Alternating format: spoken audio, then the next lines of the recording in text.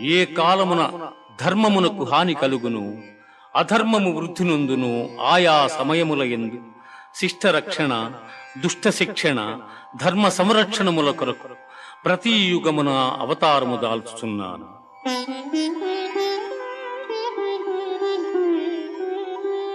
వీతరాగ భయ క్రోధాః మన్మయా మాముపాశ్రితాః బహవో జ్ఞాన తపసా పూతా మద్భావమాగతాః.